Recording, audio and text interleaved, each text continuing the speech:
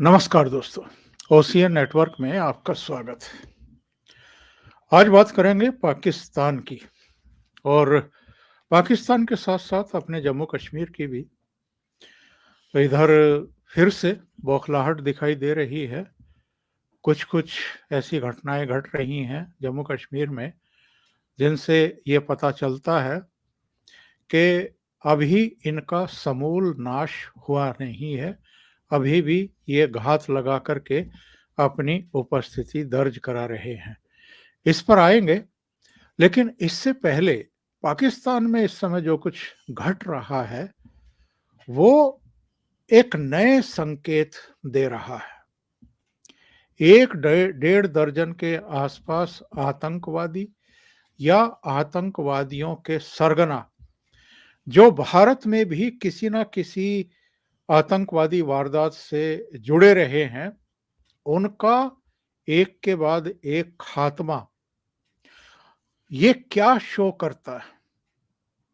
क्योंकि भारत या भारत का कोई एजेंट या भारत के द्वारा नियुक्त कोई ताकत तो ऐसा नहीं ही कर रही होगी। अगर ऐसा होता, तो जितने लोग अब तक मारे गए हैं, जितने आतंकवादी या आतंकवादी सरगना मारे गए हैं, उनमें से किसी का तो अभी जो उनको खत्म करने वाला है, वो पकड़ में आता एजेंसियों की। कोई उनका मर्डरर पकड़ा भी नहीं जा रहा है। यानी कुछ ऐसा हो रहा है जो बहुत सारे सवाल खड़े करता है। और अभी दाऊद इब्राहिम का जो किस्सा हुआ है, बताया गया कि उसको किसी ने पॉइजन दे दिया है, किसी ने कहा कि कोई जहर का इंजेक्शन दे दिया है। फिर बताया गया कि कराची के एक ऐसे अस्पताल में उसको ऊपर की बिल्डिंग पे रखा गया है, जहां आम तौर पर केवल सैनिक अधिकारियों या सेना से जुड़े हुए जवानों वगैरह को ही उपचार दिया जाता है। तो ये सब है क्या? इस पर चर्चा करने के लिए मेरे साथ बहुत ही खास मेहमान जुड़ रहे हैं और आप उनसे अपरिचित बिल्कुल नहीं हैं। टेरिटोरियल आर्मी के पूर्व चीफ, रक्षा सुरक्षा मामलों के जानकार, युद्ध सेवा मेडल से अलंकृत और वार सिचुएशन हो या काउंटर टेररिज्म, उसमें बहुत ही महत्वपूर्ण भूमिका निभा चुके, अमेरिका से काउंटर टेररिज्म की स्पेशल ट्रेनिंग लेने वाले major general retired A.K. Siwach sir जुड़ गए हैं। सिवाच सर, बहुत स्वागत है। नमस्कार। नमस्कार चौधरी साहब। सिवाच सर, पाकिस्तान में ये हो क्या रहा है? लोग समझना चाहते हैं कि एक के बाद एक वहाँ अलग-अलग क्षेत्रों में, अलग-अलग प्रांतों में टेररिस्ट निपट रहे हैं। टेररिस्ट को वहाँ से सिग्नल देने वाले, प्लांट करने वाले, कार्रवाइयाँ करने वाले निपट रहे हैं। और अभी तो दाऊद इब्राहिम का भी बहुत सुर्खियों में रहा है कि उनको ज़हर दे दिया गया और अस्पताल में भर्ती कराया गया। हालाँकि उसके बाद से उनकी खबरें लगभग नगण्य हैं, आ नहीं रही हैं। पर ये भी समझ में आ रहा है कि खबरों पर एक रणनीति के तहत पाबंदी लगाई गई होगी कि बहुत ज़्यादा ये चीज़ें ना फैलें। पर जो कुछ हो रहा है पाकिस्तान में, आपके विचार से ये हो क्या रहा है और कौन कर रहा है?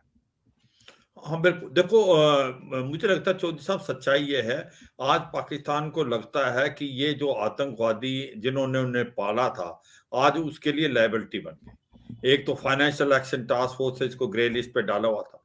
बड़ी मुश्किल से ये ग्रे लिस्ट पे निकला है और वो भी कहीं न कहीं अमेरिका के सिफारिश से क्योंकि इसने अमेरिका को भेज दी थी अल-जवाहिरी को मारने के लिए, जो कि काबुल में था। वहीं से जी। ड्रोन उड़े थे एक प्रकार बलूचिस्तान से। तो सच्चाई ये है, आज इनके ऊपर सऊदी अरेबिया का भी प्रेशर है, अमेरिका का भी प्रेशर है और ये जितने भी आतंकवादी इनके पास हैं, ये इनके लिए बहुत बड़ा सिर दर्द बन गए हैं और इनको ये खत्म करना चाहते हैं। और मुझे लगता है कि ये जो 18 के करीब 1 साल के अंदर आतंकवादी मारे गए हैं, एक से बड़ा एक, वो जो है इन्होंने खुद इनकी आईएसआई ने इनको खत्म करा है। देखो ख्वाजा शहीद है, जो कि सुंजवान के आर्मी कैंप के अंदर इन्वॉल्व था। उसके बाद आपका शहीद लतीफ है जो कि पठानकोट एयरफोर्स स्टेशन में था। उसके बाद आपका रियाफ अहमद है, उसको मारा गया टेररिस्ट एक्शन में था या रजौरी में। उसके साथ साथ बशीर अहमद पीर, सैयद खालिद जो कराची मारा, मिस्त्री जरूर, ये सारे के सारे जो आतंकवादी हैं ये एक के बाद एक मारे गए हैं। और वाकई सच्चाई है, इनको किसने मारा, क्यों मारा, ये कुछ नहीं पता चलता। और ना कोई पाकिस्तान की मीडिया कुछ इसके बाद में बोलती, या पाकिस्तान की एडमिनिस्ट्रेशन को किसने मारा इसकी कोई इन्वेस्टिगेशन हो, कोई ऐसी बात नहीं। तो ऐसा लगता है ये पाकिस्तान की मिली भगत है, पाकिस्तान की जो आईएसआई है वो ये कार्रवाई कर रही है और वो चाहती है कि वो एक प्रकार क्लीन एक्शन करें। और यही नहीं, खालिस्तान के जो भी टेररिस्ट हैं, परमजीत सिंह परमार, इसको लाहौर में मारा गया। तो ये मुझे लगता है ये एक नई स्ट्रेटेजी है। और अभी इसी के साथ अगर आप देखें दाऊद इब्राहिम को सबको पता है कि कराची की एक हॉस्पिटल में इसको इलाज चल रहा था क्योंकि इसको पॉइजन कर दिया गया। अब ये पॉइजन किसने किया है वाकई कोई कह नहीं सकता। अब पाकिस्तान के लिए बड़ी विडंबना की बात है, वो कैसे बताएं ये हॉस्पिटल में है या अभी ये रहा नहीं। उसकी प्रॉब्लम यह है कि उन्होंने तो कभी माना ही नहीं कि जो दाऊद इब्राहिम उनके कराची में, जबकि भारत ने उसके ऊपर डोजियर भी दिया, उसकी लोकेशन भी दी, क्लिफ्टन टाउन जो कराची की कंटोनमेंट एरिया वहां पर रहता है ये, मगर पाकिस्तान ने इसको कभी नहीं माना। और मुझे लगता है दाऊद इब्राहिम जो कि एक बहुत बड़ा मास्टरमाइंड था और 1993 मुंबई ब्लास्ट का और एक प्रकार ड्रग माफिया का सबसे बड़ा लॉर्ड जो गल्फ से पाकिस्तान और भारत में बेचता रहा था, आज वो भी एक प्रकार इनके लिए बहुत बड़ी लायबिलिटी बन गया। तो मुझे लगता है ये हाउस क्लीनिंग ऑपरेशन है।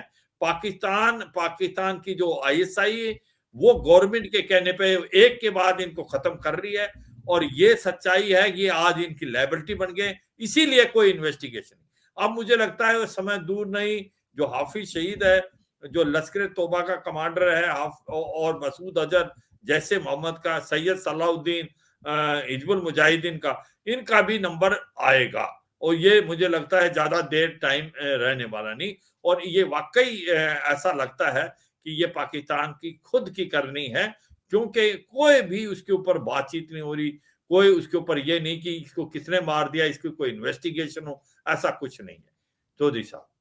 सिवाज साहब, इधर पाकिस्तान के सेना प्रमुख अमेरिका के भी दौरे पर हैं और वहाँ पर वो ब्लिंकन से जो दूसरे और उसके काउंटर पार्ट हैं उनसे अलग अलग लोगों से मिल रहे हैं। कहीं ऐसा तो नहीं है जो कुछ आप कह रहे हैं वो बिल्कुल सच हो?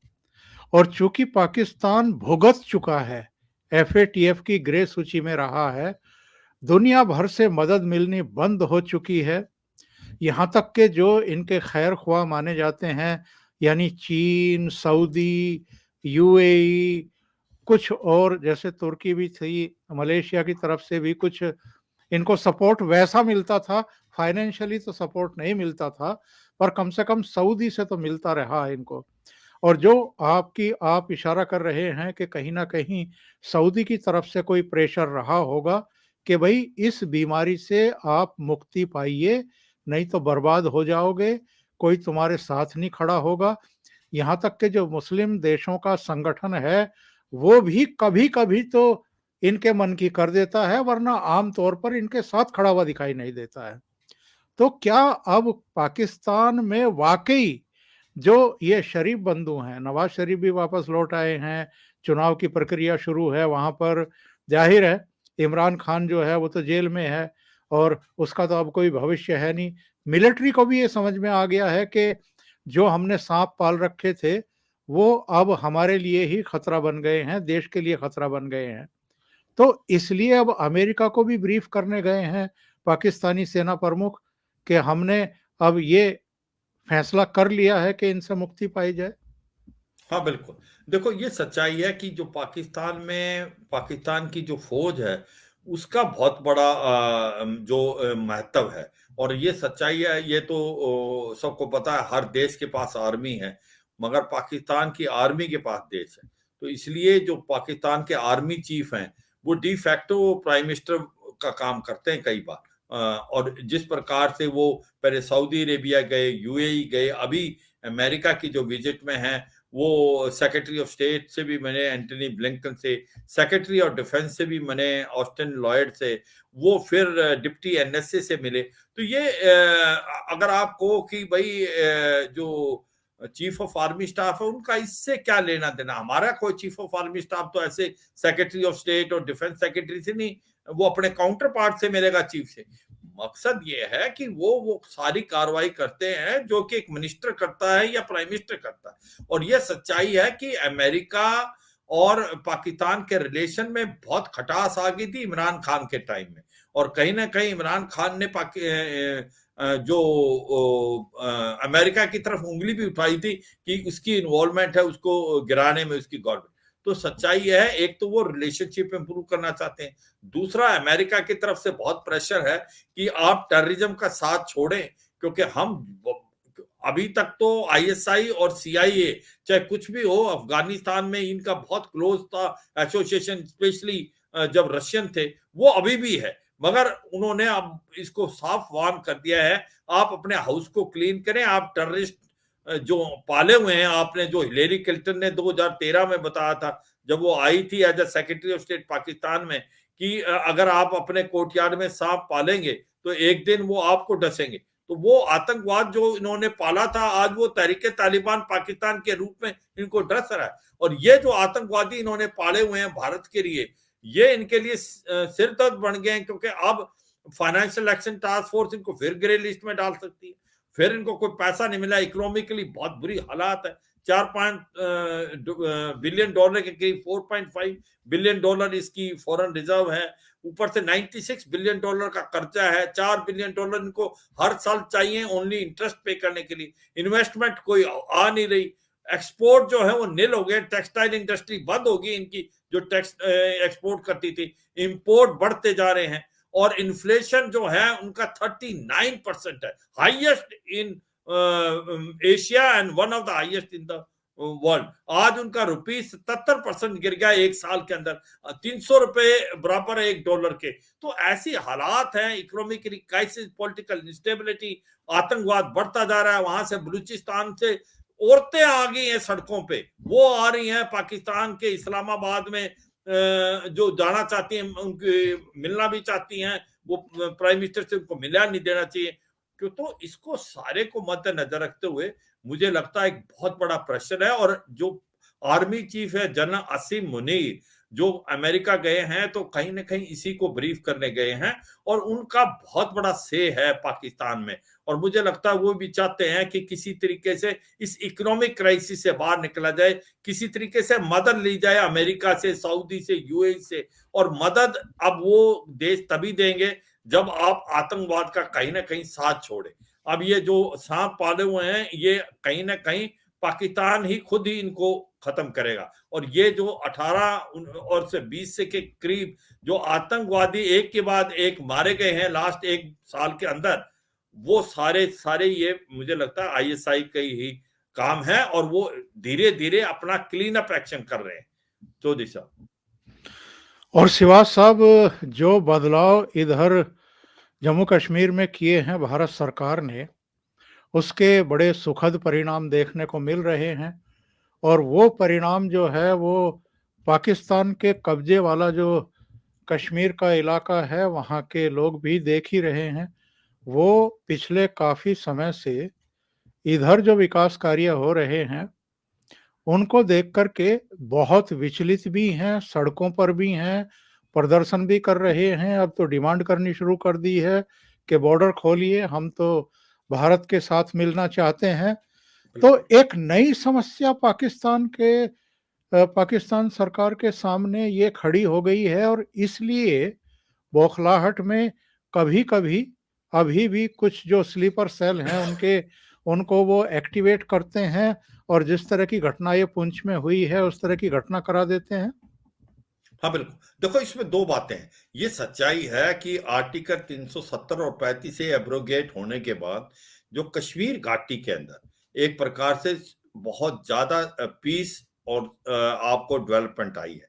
वहां पर ग्रास रूट लेवल पे डेमोक्रेसी आई है, डिस्ट्रिक्ट डेवलपमेंट काउंसिल और पंचायत इलेक्शन हुए हैं। उसके बाद आप देखें वहां पर टूरिज्म रिकॉर्ड टाइम आया है, इंडस्ट्री बहुत जोरों से आगे, हॉर्टिकल्चर और कॉटेज इंडस्ट्री, आईएम मेडिकल कॉलेज बन गए हैं, इंजीनियरिंग कॉलेज जो 20 के करीब थे आज वो 60 के करीब होंगे पूरे जम्मू एंड कश्मीर के अंदर।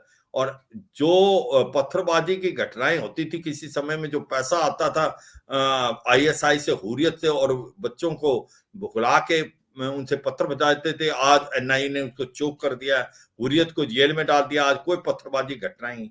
रेडिकलाइजेशन जो साउथ कश्मीर में होता था उसमें भी बहुत कमी आई। अगर आप देखें आज जो से 5-6 साल पहले 200 से 250 आतंकवादी हर टाइम होते थे, मगर आज वो घट के 40 से 50 रह गए। वो लास्ट फेज में है टेररिज्म, स्पेशली कश्मीर घाटी में, और इनकी लीडरशिप खत्म हो चुकी है, लश्कर तोबा जैसे मोहम्मद हिजबुल मुजाहिदीन।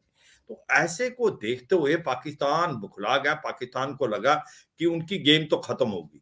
अब उन्होंने इसलिए वो एरिया जो कि रजौरी पुंछ, जो कि पीर पंजाल के साउथ में है, जो 2001 के बाद बिल्कुल ही शांत था और बिल्कुल वहां टेररिज्म खत्म हो गया था, कि जो गुज्जर पॉपुलेशन है वो बहुत ही ज्यादा लॉयलिस्ट है। मगर हुआ क्या कि 2020 के अंदर जब ये आपका पुलवामा हुआ और उसके बाद जैसे ही चीनी आए, स्पेशली गलवान के अंदर ईस्टर्न लद्दाख में 3 डिवीजन लेके, उस समय जो फोर्सेज वहां भेजी, तो क्योंकि ये इस इलाके में शांति आ गई थी तो यहां से थिन आउट कर दिया था, ट्रुप्स को यहां से भी निकाला था और वो ईस्टर्न लद्दाख भेजे थे। वो कहीं ना कहीं चीन को भी चुभ रहे थे, क्योंकि चीन को लग रहा है कि ये जिस प्रकार से 3 डिवीजन भारत लेके आ गया है, कि भारत जो है एक प्रेशर डाल रहा है चीन पे। तो ये भी एक वजह हो सकती है कि अमेरिका, चीन ने भी पाकिस्तान को उकसाया है। तो अभी पाकिस्तान ने ये जो पीर पंजाल के साउथ में रजौरी पुंछ का इलाका है उसको एक्टिवेट किया है। तो ये एक कॉज ऑफ कंसर्न है, मगर भारत की फौज तैयार है। अब सबसे पहले इंपॉर्टेंट चीज है कि ऐसा इस इलाके में क्या है कि इसको एक्टिवेट करने से क्या होगा, क्या इंसर्जेंसी दोबारा आ जाएगी। देखो उस इलाके में सबसे इंपॉर्टेंट चीज ये है कि वो जंगली इलाका है, पहाड़ी है, फॉरेस्टेड है, विजिबिलिटी कम है, लाइन ऑफ कंट्रोल के साथ है, और वहां पर नेचुरल केव्स है। और वो नेचुरल केव जो हैं वो जंगलों में आपको छुपाव देने के लिए बहुत अच्छी रहती है, और एक जंगल से दूसरे जंगल में रास्ता है। तो उसको मद्देनजर रखते हुए अब पाकिस्तान ने क्या किया है, वो आतंकवादी जो अफगानिस्तान में लड़े थे और जो कि अमेरिकन हथियार जिनके पास हैं, जो 400 से 500 उन्होंने बिठा रखे थे, आज उनको वो पुशअप करने की ट्राई कर रहे हैं भारत में। उसमें से 25-30 के करीब आ भी गए, ऐसा सुनने में आया है, जो कि सुरनकोट इलाका, रजौरी पुंछ के इलाके में है। और ऐसे में ये इसको एक्टिवेट करने की कोशिश कर रहे हैं, मगर भारत की फौज बिल्कुल चौकन्नी है और मुझे लगता नहीं कि ज्यादा देर इनको लगेगा इनको खत्म करने की। मगर यह पाकिस्तान की सोची समझी साजिश है कि हम एक तो ये दिखाएं वर्ल्ड को कि अभी भी जो भारत का जम्मू कश्मीर शांत नहीं है। दूसरा, उसको अपनी प्रॉब्लम आ रही है कि पीओजे में और गिलगित बाल्टिस्तान में जो लोग हैं वो सड़कों पे आ गए, उनको नजर आ रहा है भारत का जम्मू कश्मीर बहुत आगे चला गया। वो कह रहे हम भारत में मिलना चाहते हैं, भारत का हिस्सा है, और इसीलिए वहां पर भी आवाज आ रही है। तो उसको भी नकारा करने के लिए, क्योंकि दिखाने के लिए रजौरी पुंछ के अंदर तो टेररिज्म है।